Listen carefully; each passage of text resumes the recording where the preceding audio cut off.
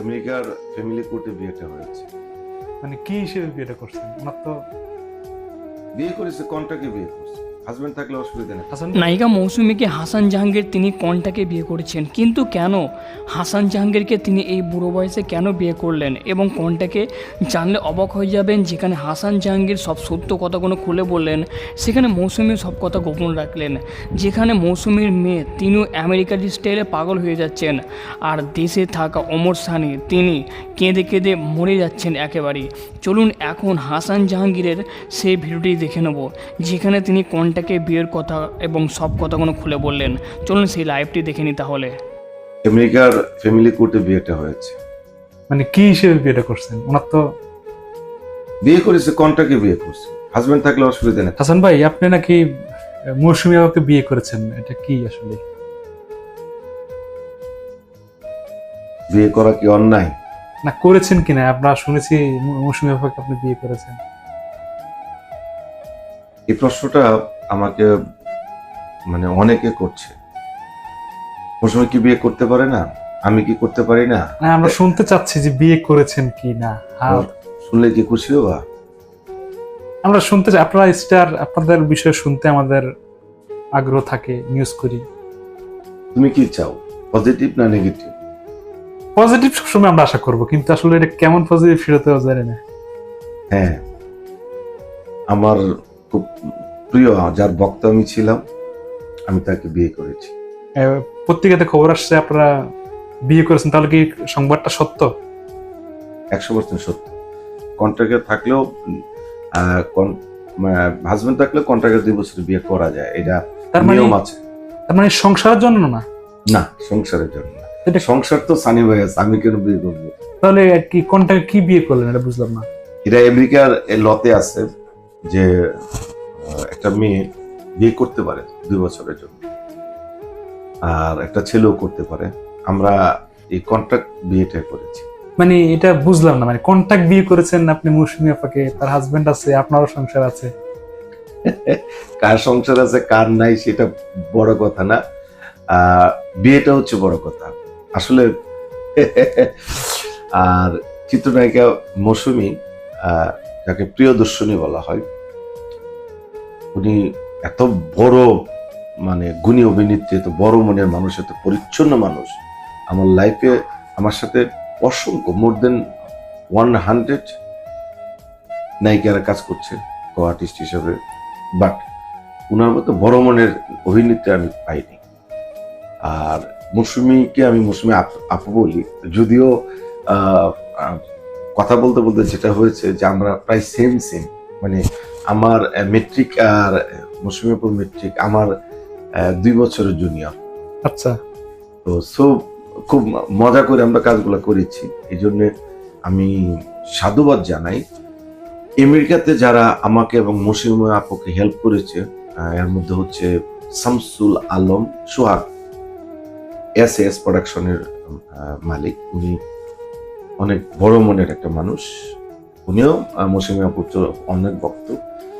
তো আমি যেহেতু আমেরিকা যাই প্রতি বছরই, আমেরিকা, কানাডা, লন্ডন, বিভিন্ন দেশে কিছু কাজ করি, টিভিসি, নাটক, ওয়েব সিরিজ। তো উনি আমাকে যখন ধরলো যে হাসান ভাই আমার মৌসুমী আপুকে নিয়ে একটা কাজ করে, তো সেক্ষেত্রে আমাদের সাথে যে হেল্প করেছে মাসুদ রানা, তার কথা না বললে অন্যায় হবে। তো উনার অনেক অবদান আছে কাজটা করার পিছনে।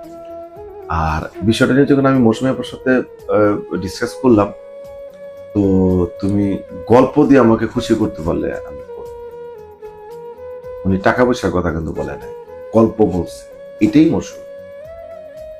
আর গল্পটা যখন উনি শুনলো উনার উপরে বা আমেরিকার কালচারের উপরে, ক্রাইসিসের উপরে, উনি বলে হাসান চলো করি আমরা। এটা বাংলাদেশে এই প্রথম বোধ আমি আমেরিকাতে কোনো ওয়েব সিরিজ করলাম, তো প্রিয়দর্শিনী। আমরা যাকে শাবানা ম্যাডামের পরে যাকে আমরা মূল্যায়ন করি সেটা হচ্ছে মৌসুমী ম্যাডাম।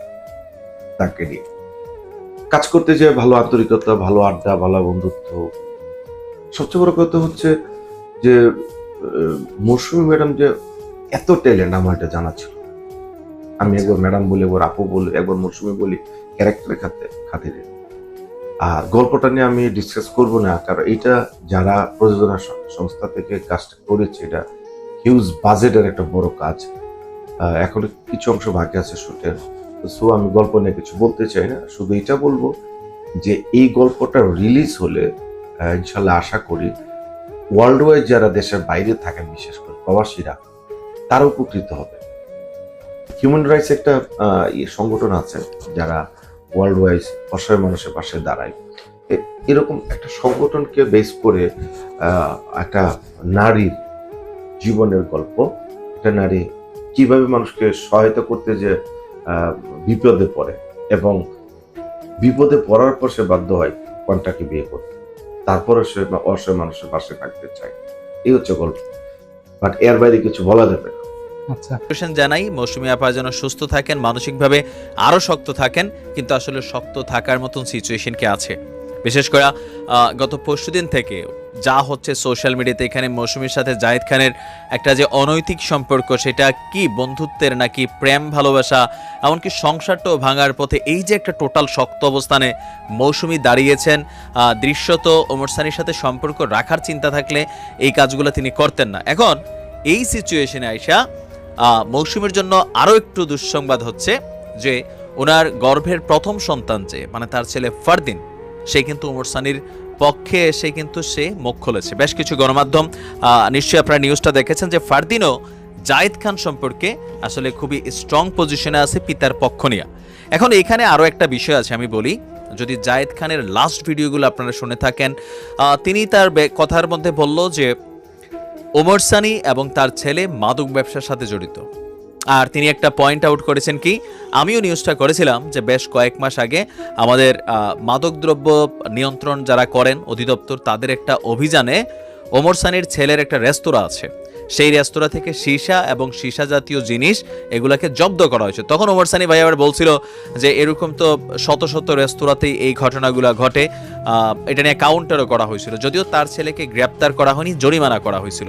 এখন জাহিদ খান কি ওই বিষয়টা কি নতুন করে নোট করে আনছে, নাকি আবারও এই ঘটনার পরে হয়তোবা তারা দুইজন এখনো তাদের যে রেস্তোরাঁ বা বার আছে সেইখানে, বার না মানে যেই সীসা লাউঞ্জ আছে সেইখানে এগুলা চালাচ্ছে, এই সম্পর্কিত তথ্য দিচ্ছিল কিনা। এখন ওমর সানির ছেলে ফারদিন গতকালকে বলছে যে পিতার পক্ষ নিয়ে এসে বলছে যে বাবা যা করছে মোটামুটি সঠিক করছে। জাহিদ খান সব বিষয়ে অতিরিক্ত বাড়াবাড়ি করে। তার কাছে প্রশ্ন ছিল যে মানে আসলে এখানে মেইন সমস্যাটা কি? তো বড় সচেতন ছেলে আর হওয়াই উচিত। সে বলেছে দেখেন এটা আমাদের ফ্যামিলিগত ইন্টারনাল বিষয়, কিন্তু জাহিদ খানের কারণে বিষয়টা আসলে এখন সোশ্যাল মিডিয়াতে বা গণমাধ্যমের সামনে চলে আসছে। আর আব্বু যেই কাজগুলা করেছে যথেষ্ট যৌক্তিক করেছে। এখন মায়ের সাথে জাহিদ খানের কি সম্পর্ক?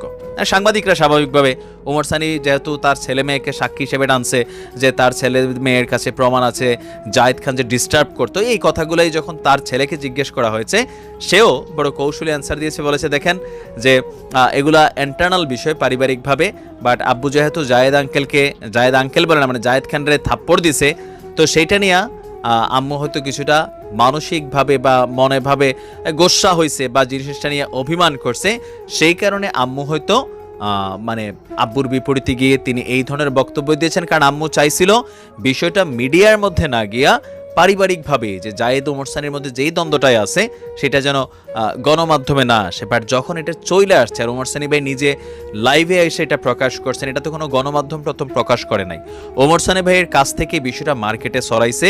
তিনি লাইভে আইসা যেই কথাগুলো বলছেন সেটাতে মৌসুমীর চরিত্রের দিকে আঙ্গুলটা তুলছেন, সেই সব কারণে গোস্বায় হয়তো আব্বুর বিপরীতে গিয়া এই কথাগুলো বলছে যে আব্বু কেন বিষয়টা নিয়ে বাড়াবাড়ি করছে।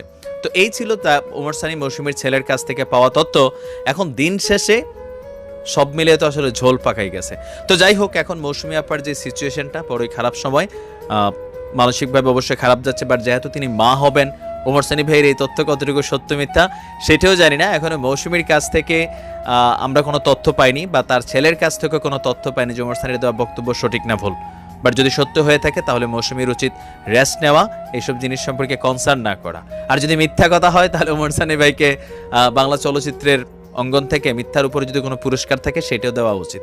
তো সময় বলে দিবে। Best of luck. আজ এই পর্যন্ত। আসসালাম। আপনারা লাইভটির মাধ্যমে জানতেই পারলেন যে হাসান জাহাঙ্গীর তিনি যেটা ক্রিয়েট করছেন সেটা একেবারেই খারাপ, কারণ এর কারণে নায়িকা মৌসুমীর একেবারেই যে ডিমান্ডটা সেটা তার ফ্যানদের সামনে কমে যাচ্ছে, কারণ যে বিয়ের কথাটি এটা শুনে সবাই খারাপ ভাবছে। বন্ধুরা, আপনাদের কি মতামত অবশ্যই আপনারা কমেন্টে জানিয়ে দেবেন, এবং নায়িকা মৌসুমীকে আপনার কেমন লাগে সেটাও জানিয়ে দেবেন। কিছুদিন আগে তো জায়েদ খানের সাথে একটা কন্ট্রোভার্সি হয়েছিল, এখন হাসান জাহাঙ্গীরের সাথে হচ্ছে। ধন্যবাদ, নিজেদের খেয়াল রাখবেন।